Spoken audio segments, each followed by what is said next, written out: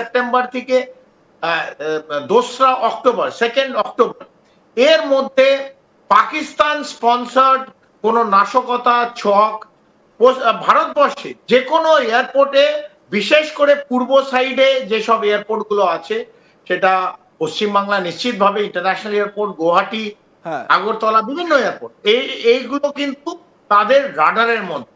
এই নাশকতার ছক একটা জঙ্গি সংগঠন বানাচ্ছে, তা নিশ্চিতভাবে তার যারা বাবারা, তারা যে এটাকে তৈরি করছে, সেটা পাকিস্তানের আইএসআই অথবা মুল্লা মুনির, তাদের সামরিক বাহিনী এই প্ল্যানটাকে বানিয়ে দিয়ে প্ল্যানটাকে হাতে তুলে দেবে এই জঙ্গি সংগঠন। সেটা জৈশে মোহাম্মদ হতে পারে, সেটা রাজকারে তৈবা হতে পারে, সেটা হিজবুল মুজাহিদিন হতে পারে, অথবা আনসারুল্লাহ বাংলা টিমের নতুন একে লঞ্চ করার জন্য, যেমন সিনেমায় নতুন লঞ্চ করে, তো আইএসআই আনসারুল্লাহ বাংলা টিম যারা আছে বাংলাদেশের যারা জঙ্গি সংগঠন, অথবা জামাতের কোন জঙ্গি সংগঠন, এই হিজবুত তাহির যেটা ব্যান্ড অর্গানাইজেশন যেটা বাংলাদেশে আছে, তাদের লঞ্চ করার জন্য তারা এদের ইউজ করতে পারে। অটোমেটিক এদের ট্রেনিং চলছে। তাই আমাদের গোয়েন্দা সংস্থা কিন্তু ইতিমধ্যে খবর পেয়ে গেছে যে কোনো এয়ারপোর্ট ভারতবর্ষে। আমি এই গোয়েন্দা ইনপুটস কি আছে সেটা অবশ্যই আপনার কাছে আরো ডিটেলসে আসবো, তবে কর্নেল চৌধুরী, আমরা সবাই অবগত এবং ভারতের যে নাশকতার ইতিহাস আমরা যদি দেখি, তাহলে সব থেকে বলা যেতে পারে অন্যতম মানে কুখ্যাত একটা অধ্যায় হচ্ছে গিয়ে এই IC 814 1999 প্লেন হাইজ্যাক। 24শে ডিসেম্বর, একদম অভিশপ্ত একটা দিন। স্বাভাবিকভাবে এই BCAS যে এই অ্যালার্টটা দিয়েছে, সারা দেশ জুড়ে যে অ্যালার্টটা দিয়েছে, এটা কতটা গুরুত্ব সহকারে দেখা উচিত এই মুহূর্তে এই এয়ারপোর্টে যারা নিরাপত্তায় মানে যারা নিরাপত্তায় রয়েছেন, যারা নিরাপত্তায় দেখাশোনা করেন, এই অ্যালার্টটাকে কতটা গুরুত্ব সহকারে দেখা উচিত? ভীষণ গুরুত্ব সহকারে দেখা উচিত। শুধু IC 814 নয়, এর আগে বহু হাইজ্যাক হয়েছে। আপনি এই দেখবেন যে বিভিন্ন সময়ে 1971-এর পরে থেকে আজ পর্যন্ত বিভিন্ন সময় ইন্ডিয়ান এয়ারলাইন্স হোক, এয়ার ইন্ডিয়া প্লেন হোক, বিভিন্ন দেশ থেকে, অথবা যেটা আপনি বললেন একদম প্রমিনেন্ট হচ্ছে IC 814, কারণ এটার উপর অনেক লোক এটা নিয়ে আলোচনা হয়েছে, সিনেমা হয়েছে। Restructuring of security doctrine IC 814 এর পর হয়েছিল, নেপাল থেকে এটা হাইজ্যাক হয়েছিল। তো airport is a very easy target. এয়ারপোর্টটা যে কোনো জঙ্গি সংগঠনের জন্য হাইজ্যাক অথবা ধরো এয়ারপোর্টের ভেতর ঢুকে, যেমন কলকাতা এয়ারপোর্ট একটা ইন্টারন্যাশনাল এয়ারপোর্ট, এটাকে যদি কিছু করা যায়, নাশকতার ছক করা যায়, তার খবর একদম সামনের পেজে হবে। এবং এটা নিশ্চিতভাবে পাকিস্তান যারা পেছন থেকে এটা মদদ দেবে, এইখানে কমপ্লিট সিকিউরিটি ডক্ট্রিন যেটা ভারতবর্ষে, সেটা নড়ে যাবে। ইকোনমিক একটা ভাবে বিরাট ভাবে ধাক্কা লাগবে।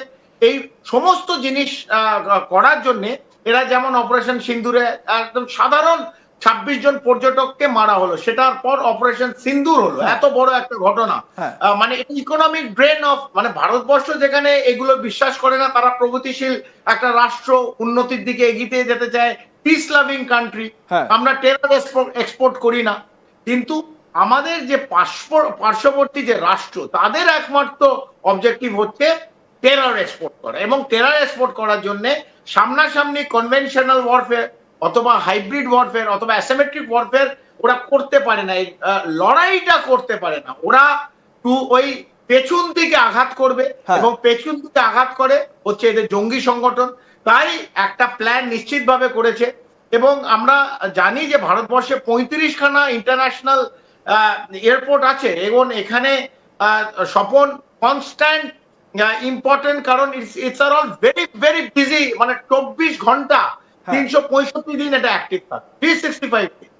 তো দিস আর ভেরি টার্গেট। আর এইটাকে আমরা যদি ভেবে নিই যে মেন দরজা দিয়ে কেউ ঢুকবে, কেএসের সামনে বন্দুক নিয়ে সার্ভেলেন্স, এইভাবে হবে না। যেটা হবে যে বহু লোক কাজ করে এয়ারপোর্টের মধ্যে, একদম যারা গার্ড দেয়, যদি রক্তকি ভক্তক হয়ে যায়, অথবা যারা ধরুন কার্গো হ্যান্ডেল করছে, যারা গাড়ি চালাচ্ছে এয়ারপোর্টের মধ্যে, এর মধ্যে যারা প্লেনে গিয়ে বাথরুম পরিষ্কার করছে, যারা প্লেন এলে ভেতরে যে গার্বেজ থাকে তুলতে যাচ্ছে, বিভিন্ন লোক আমি ঠিক কর্নেল চৌধুরী, আপনি যে বিষয়টা ব্যাখ্যা দিচ্ছেন মানে খুব ইম্পর্টেন্ট একটা জায়গা, ঠিক এই জায়গা থেকে আপনার কাছে একটা প্রশ্ন মনে কৌতূহল বশত আমি জানতে চাইছি, সেটা হচ্ছে গিয়ে এই জিহাদি অ্যাক্টিভিটি চালানোর জন্য অন্যতম একটা বড় হাতিয়ার হচ্ছে গিয়ে স্লিপার সেল। আপনার কথার ব্যাখ্যা ধরে মানে এই স্লিপার সেলকে কি অ্যাক্টিভ করার ভীষণ রকম বা অ্যাক্টিভ করে দেওয়ার মানে সব অর্ডার চলে এসেছে, এই রকম একটা সিচুয়েশন কি? দেখুন, মডিউল অলরেডি ধরা পড়ছে। আমরা কিছুদিন আগে জানি আহমেদাবাদে একটা মডিউল ধরা পড়েছে, লাস্কেরে তো এবার বিভিন্ন মডিউল ধরা পড়ছে এবং এই মডিউলগুলো কিন্তু অ্যাক্টিভ হয়ে গেছে। It is not only sleeper cell, cross infiltration from Pakistan হয়েছে কিনা আমরা জানি না, তবে নিশ্চিতভাবে আমি আমার যদি এই ইনফরমেশন গুলো আসে এবং সেপ্টেম্বরে যদি ওরা এটা করতে যায়, অলরেডি জায়গা কোথায় করবে তার রেকি হয়ে গেছে, কিভাবে করবে তার একটা প্ল্যানিং হয়ে গেছে। এটা 5-6 মাস 1 বছর আগে এই প্ল্যানিং গুলো হয়।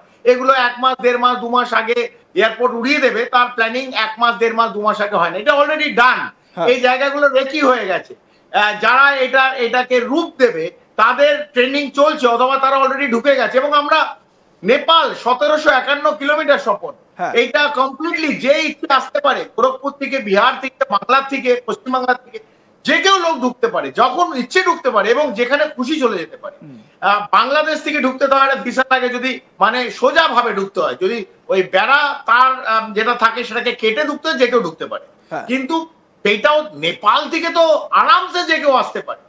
তো যারা করবে, যারা এই সবে জঙ্গি সংগঠন যারা প্ল্যান বানাচ্ছে স্বপন, তারা অলরেডি এই প্ল্যান বানিয়ে ফেলেছে এবং আমাদের গোয়েন্দা সংস্থা যারা এটা ধরতে পেরেছে, কমিউনিকেশন হোক, মাল্টিপল জায়গা থেকে আসার পরই এরকম ভাবে একটা নির্দেশিকা জারি হয় এবং এমন ভাবে জারি করেছে যাতে আমি তুমিও জেনে গেছি যে ভারতের 140 কোটি মানুষও জানা উচিত, তাদেরও সতর্ক থাকতে হবে, তাদেরও সচেতন থাকতে হবে যে তার পাশের লোকটার গতিবিধি কি।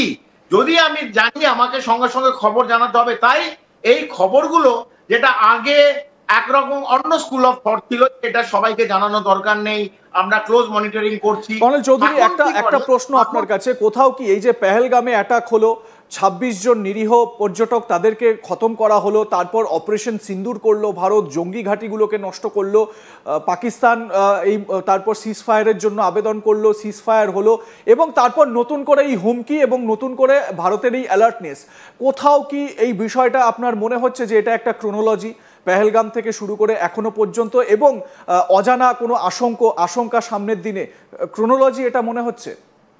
স্বপন, কোন ক্রোনোলজি নয়, এটা প্রথম হচ্ছে না। 26/11 হয়েছে, দিল্লিতে ব্লাস্ট হয়েছে, পুনায় জার্মান মিলিটারি ব্লাস্ট হয়েছে এবং এরম মানে আমি অন্তত তোমার সঙ্গে গল্প করতে গেলে নেক্সট 20 মিনিট আমি 18-20টা বড় ব্লাস্ট